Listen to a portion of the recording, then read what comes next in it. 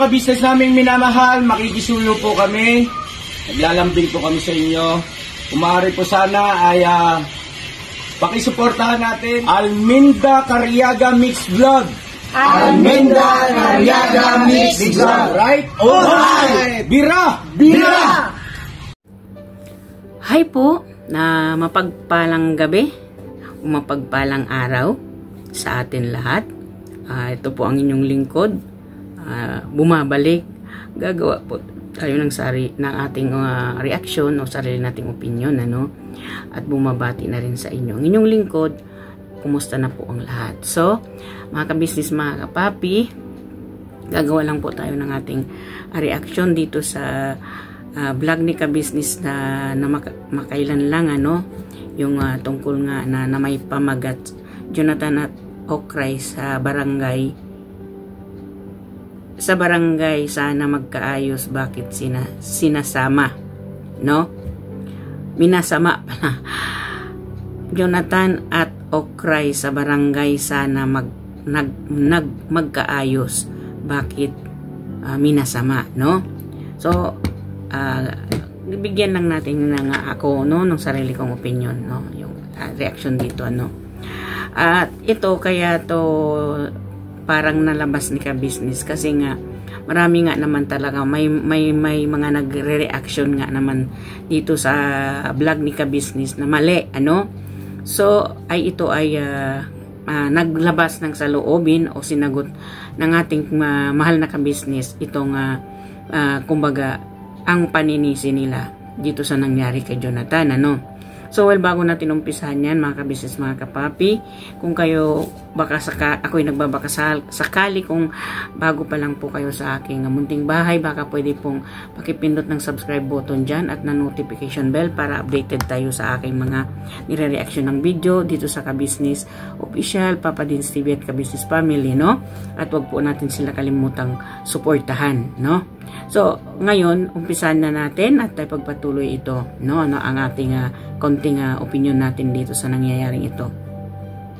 Nakita naman natin na inisa-isa sinasalaysay ni Pinunong Kabisnes kung ano yung nangyari at bakit nagkapatawaran, ano. At ayon pa dito sa kay Kabisnes ay kung hindi dahil na siya ay humingi kay MK Inday Okray na patawarin si Jonathan, at siguro hindi yung nagagawin ni MK Inday Okray, ano, sa respeto at pagbibigay ng galang dito kay kabisnes, no, bilang si kabisnes na alam naman natin na kahit hindi pa naman reactor si Inday Okray ay talagang magkakakilala na sila, no, at pumupunta na si MK Inday Okray doon sa kanila. So bilang na lang pagrespeto kay kabisnes ay pinagbigyan ni MK Inday Okray itong ating pinuno na kumbaga maabsuelto si Jonathan, no? Hindi matutuloy doon sa sa cybercrime, diretso ito si MK Inday Okray, idadaan na lang muna dito sa barangay. So ang nangyari kasi mayroon kasi agad nagreaksyon na itong vlogger na tropa ni Jonathan at ay kumbaga isinisisi itong si Jonathan, at ang nakalagay doon kasi sa thumbnail niya ay yung ang nagturo kay Jonathan mag-vlog ay si KBO daw, at nakalagay doon Okra the Lady Finger, di ba? So sinagot ni kabisnes yung mga paratang nila kay kabisnes, yung paninisi nila, no, at paninisi na rin nila dito sa barangay na although alam naman natin nagkaayos na, alam din nila na nagkaayos na, pero gumawa pa sila ng hindi magandang ikinontent nila pa ito sa parang naging masama tuloy yung pag-aayos ni Jonathan. At saka itong si Jonathan kasi hindi niya maiwas-iwasan ang sumisi o ang magsalita ng hindi pabor doon sa tao, ano. At alam naman niya at binalaan siya na wag na siyang magsalita. Kumbaga, kung iba-vlog man siya nila itong dalawang vlogger na katropa niya, ay ang sabihin niya, huwag na pag-usapan, no, kung talagang may ano itong si Jonathan. Kumbaga, natakot talaga siya doon. Kung iniisip niya na natakot siya doon na ipapakulong siya in Inday Okray, dapat hindi na sana niya binanggit, ano. Kaya napasama tuloy dito si ka-business, ano. So, ito nga ang nangyari, ano. Nag-react naman talaga agad itong katropa ni Jonathan, itong vlogger na ito, at blinag niya na wala naman talaga siya kaalam-alam at wala siyang hindi siya na nadamay doon. Kumbaga nag-react siya ng walang katudturan, ano. Nireaksyonan niya yung walang katudturan na pang-uunawa niya, ano, na kumbaga parang ginawa nila, nasa kamay nila yung rules and regulation doon sa barangay na yon, no? Wala doon sa barangay ang ibig nilang sabihin. So dito sumagot, ano, si pinunong ka-business sa mga paratang nila, paninisi nila kay ka-business, ano, at paninira na rin nila dito kasi ang ano nila, pinipilit kasi nilang ibagsak ang ka-business, no, ang ka-business official, pilit nila talaga yon ibabagsak, no. Gusto nila talagang makitang bagsak na si ka-business, ano, na ang hindi naman nila naiisip yun ay hindi naman talaga mangyayari yun, ano. So ngayon, at sinagot nga ni ka-business yung ano nila na paninisi at paratang nila dito, ano, na kumbaga para bang diniktahan yung barangay na bakit parang nagkaganon, ano, para bang mayroon silang sinisisi dito, no. At alam naman natin yun, no, at bigla silang dalawa naggawa ng sarili nilang content, ano, na hindi muna sila nanood o hindi muna sila nagtanong kung ano talaga yung pangyayari na yun, ano. Yan kasi bigla na lang kayo kakak dakdak ng dakdak, kokak kayo ng kokak dyan, no, dada kayo ng dada, kuda kayo ng kuda, na hindi na pa ninyo alam yung katotohanan. Ayan tuloy, di ba?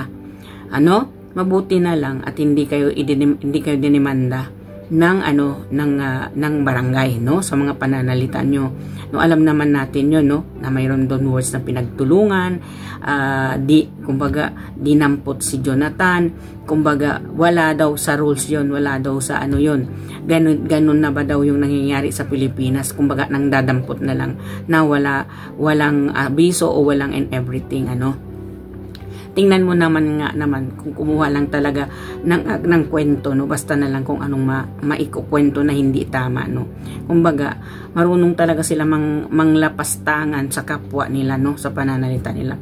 So naglabas nga ng katotohanan si ka-business, ano, na ang pagpapatawad kay Jonathan ay kumbaga namagitan si ka-business, ano, sa pamamagitan ng ka-business, ano, si ka-business ang napasama, si ka-business ang sinisisi, no. Kumbaga kung sa kanila ba kasi sa kanilang pangungunawa si ka-business ay dinidiktahan niya yung barangay para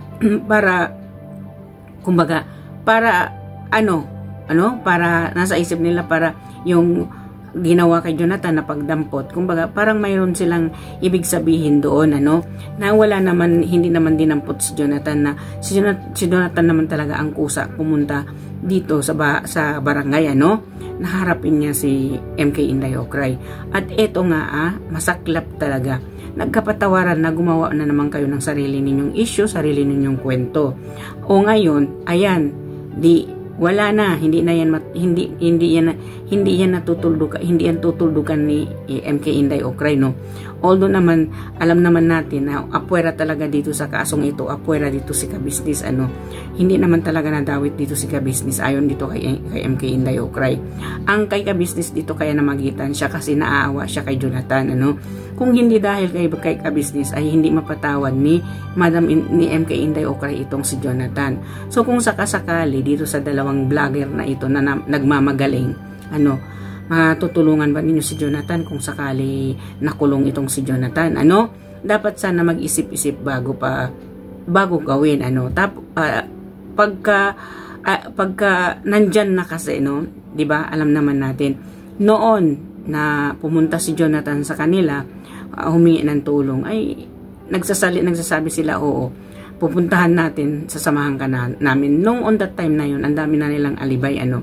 So dito, wala tayong pakialam doon sa ginawa nilang pag-aalibay nila kay Jonathan. Ang mali lang kasi doon, paninisi nila at paninira nila dito kay ka-business na si ka-business naman talaga ang humingi kay Inday Okray na patawarin si Jonathan, no. Kung hindi si ka-business ang namagitan dito, nasaan si Jonathan, kung halimbawa tinupad ni ka-business yung sinabi ni MK Inday Okray na labas si ka-business dito, sino ang tutulong kay Jonathan, di ba? So eto nga, matagal na natin gustong marinig, matagal na natin na gustong tuldukan talaga ni ka-business itong pagbablog nila sa mga beneficiary ni ka-business, although na pinagbibigyan kayo na ibablog ninyo yung mga beneficiaries ni ka-business, hindi umiimik si ka-business, sinagad ninyo kasi yung kabaitan ni ka-business sa inyo, mga bastos kasi kayo, di ba? Kung sana sumunod kayo at saka hindi kayo nagbablog na ipapanira ninyo kay ka-business, na nakita naman ninyo hindi kayo pinapakialaman, hindi pinapakialaman ni ka-business kung yung binablog ninyo dito sa mga beneficiary niya, kasi gusto ni ka-business makatulong sa inyo, matulungan kayo, kasi gusto ninyo magkaroon ng views, gusto ninyong kumita kayo, pinagbibigyan kayo ni ka-business, pero umaabuso dito sa nangyari kay Jonathan na ito, mga viewers ninyo ang sinisisi nila si ka-business. Ang nilapastangan ng mga viewers ninyo ay si ka-business, nang dahil sa pagbablog ninyo kay Jonathan, nang dahil din sa pakikisawsaw ninyo ng kamalian na hindi ninyo alam kung ano yung punot dulo, no? So dito nagbanggit si ka-business dito na ito ipapakinggan natin, mga ka-business, no? Yun sinasabi ni ka-business dito, Ganito. So, after nung nagkapatawaran, lumipas ang ilang oras o araw yata, wala pa yata isang araw, dumating doon sa bahay nila Jonathan, yung ika nga siguro tinamaan. Pakiwari niya ay siya yun, no? Ang sabi ko ganito, kung iba man ang naging statement ni Jonathan, kumpara doon ng panahon na nasa barangay siya, labas po kami ron. Statement ni Jonathan yon, at yan pwedeng gamitin sa kanya sa hinaharap kung sakaling magkaroon ng problema. Opo, no? May naman dyan may tawag dyan, mayroon ng mga kaukulang batas sa bagay na yan Pero, andun yung katotohanan na nung panahon na nagkakausap, magkaharap sila, yun ang kanyang mga naging pahayag at sagot. Ngayon sabihin niya man, halimbawa, ay hindi naman totoo yun kasi napilitan ako. Problema ni Jonathan yun. Hindi namin problema yun. Hindi namin saklaw yun. Kasi hindi naman natin alam kung ano ang... Sa takbo ng utak niya. Yes, oo. Ngayon, antayin nila kung talagang dapat nga ang dapat nga ang magsalita.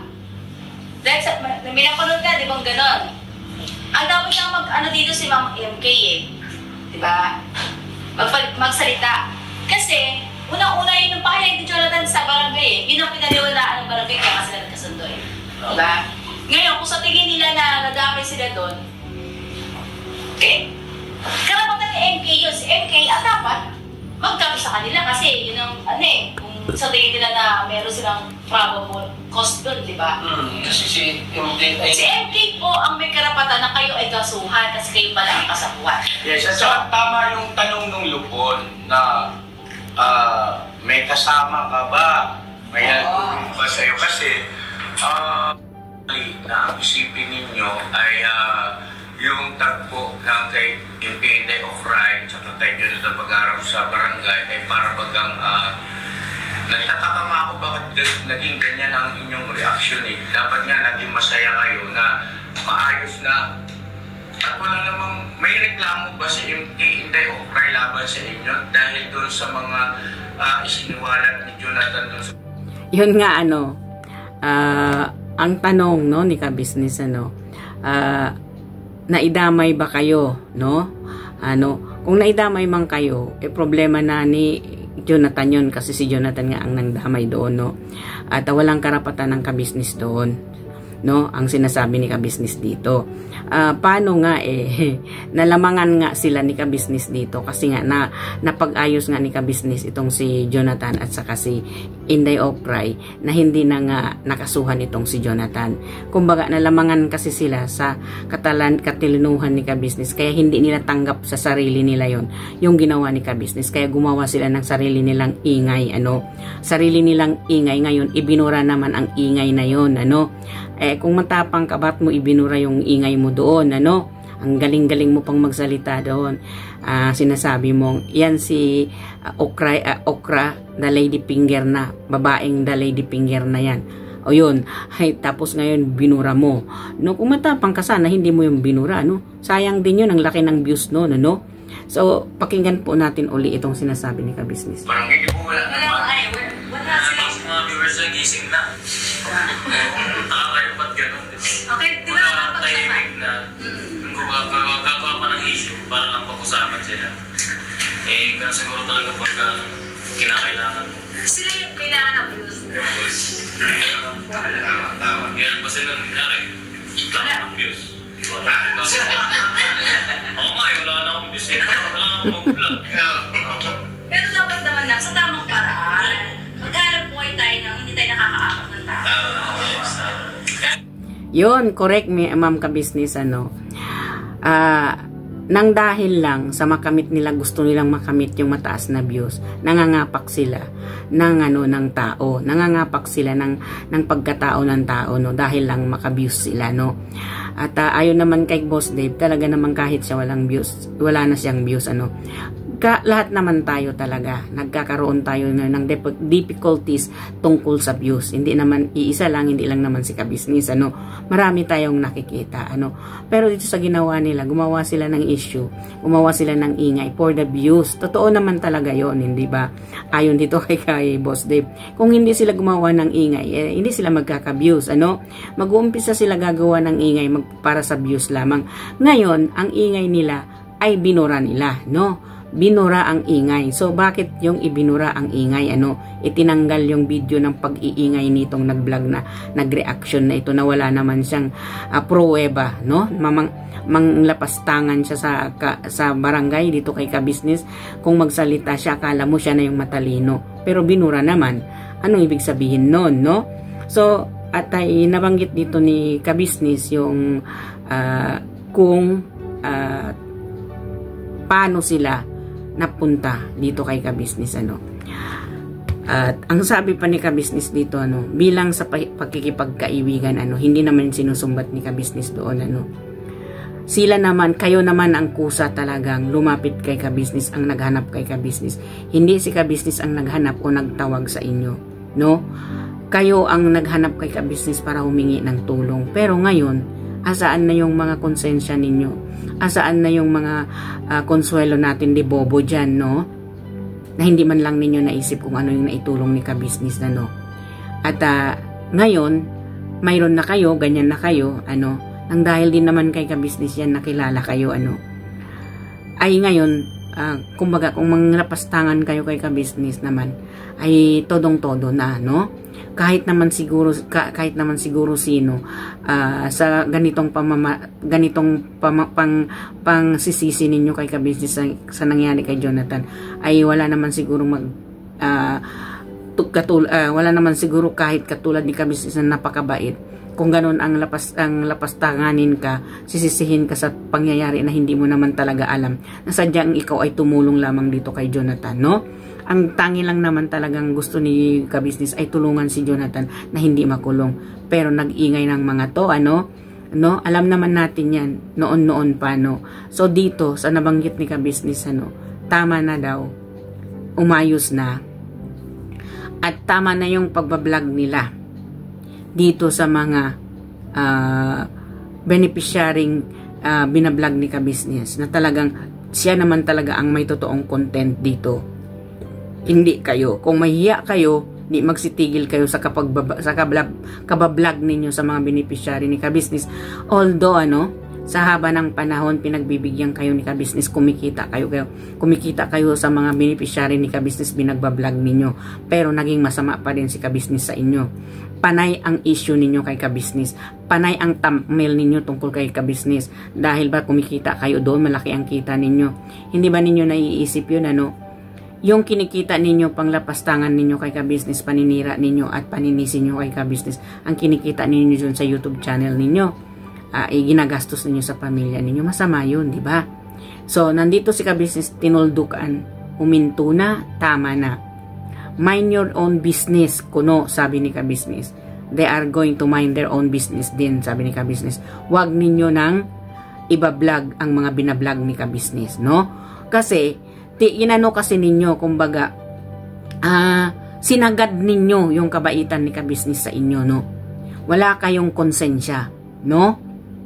Ewan lang natin kung magbablog pa kayo sa mga beneficiary ni ka-business na original content naman, ang nagko-content naman ng original content dito ay si ka-business, no? Nakikisaw-saw lang kayo, maninira pa kayo, ano? Nag-ayos na si Jonathan at si Inday Okray, ano? At ito namang Jonathan na ito, ang dami pa rin niyang kakak, ang dami rin niyang dakdak, ang dami rin niyang kuda, ang paninisi niya at ang pagsasabi niya. Hindi naman daw talaga siya magsosorry, napilitan lang siya. At biro-biro lang daw yun, di ba?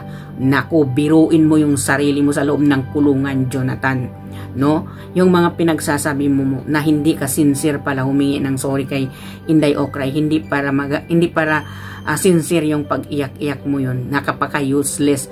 Sana hindi ka na lang tinulungan ni ka-business, na ngayon si ka-business ang nilapastangan ng mga viewers ng mga tropa mong vloggers, ano. Alam naman natin yan kung paano manira o kung paano mag-comment ang mga viewers nila tungkol kay ka-business, ano, kung ibinablog nila ito ang tungkol kay ka-business, no? Kung yung paninira nila, kung anong sinasabi nila tungkol kay ka-business ay lumalaki yung views nila at nagkakantahan ang mga viewers nila sa paninira kay ka-business. Nandoon yung lahat ng mga basher, binabash si ka-business, ano? Ang sinasabi nila, nang dahil sa amin bumababa yung views ni ka-business, nang dahil sa amin nababash si ka-business dahil sa reactor. Hindi, nagkakamali kayo. Nang dahil sa inyo, sa pagbablog ninyo kay Jonathan, no, ang pagkatao ni ka-business inapak-apakan ng mga viewers ninyo, no, sagad sa buto ang pagko-comment ng mga viewers ninyo nang dahil sa pagbablog ninyo kay Jonathan. Andoon na ang sinasabi ng mga viewers ninyo, hindi tinutulungan si Jonathan, pinabayaan si Jonathan, pinagkakakitaan lang ni si Jonathan ni ka-business, ano? Ang sasama ng mga komento dyan sa mga vlog ninyo nang dahil sa pagbablog ninyo kay Jonathan ka-business na apak-apakan, no? Tapos sasabihin ninyo sorry po, ibe-blame ninyo ang kaming mga reactor, kami yung mga nagpapababa ng views o kami yung naninira kay ka-business, no? Kami ang dahilan kung bakit nababas si ka-business dahil sa aming mga reactor. Hindi, no? Nang dahil sa inyong dalawang vlogger nabas si ka-business, naapakan ng pagkatao ni ka-business, ano. Hindi na lang kayo nakukonsensya na dati naman siya tumulong sa inyo, dati ninyong tinatakbuhan, no? Tinatakbuhan ninyo ng tulong, tinatakbuhan ninyo nung walang-wala kayo. Dapat isipin naman ninyo yun. Hindi naman po ito sa panunumbat, ano. Alam naman natin ito, nabanggit ito ni Pinunong ka-business sa kanyang vlog, sa kanyang hindi na niya matiis, no? Itong mga paninira nila kay ka-business, paninisi nila kay ka-business dito sa ginawa ni Jonathan, panglapastangan niya dito kay Madam Inday Okray. Hindi kasalanan ni ka-business yun, kagagawan ni Jonathan yun, ano? Kagagawan ninyo yun, no? Tapos ngayon sisisihin ninyo si ka-business. Ang galing din ninyo gumawa ng inyong content. So, mind your own business ngayon, mind your own content. Maghanap kayo ng iko-content ninyo, huwag ninyong i-content yung mga kino-content ni ka-business. Mahiya naman kayo, no? So, well, mga ka-business, mga kapapi, hanggang dito na lang ang aking reaction video. Kung nagustuhan po ninyo, please do subscribe, likes and share and comments ng aking mga nire-reaction ng video sa Ka-Business Official at Papa Dins TV at Ka-Business Family. At huwag po natin kalimutan suportahan ang siyam na kagwang at ang nag-iisang best friend ni Papa Dins, si Papa Sundot TV, at ang mga kasamahan ko magigiting na reactor, sina Taong Gala Vlog, Anime Reactors TV, Mamplis Channel, Kalingap Turak, PLC Katangay Vlog, Analisa Reality TV, at Madam Inday Okray TV, at ang inyong lingkod po, Aminda Mix Vlog, nagsasabi, may Allah bless us all. Birabanat lang tayo mga ka-business. See you again. Bye-bye.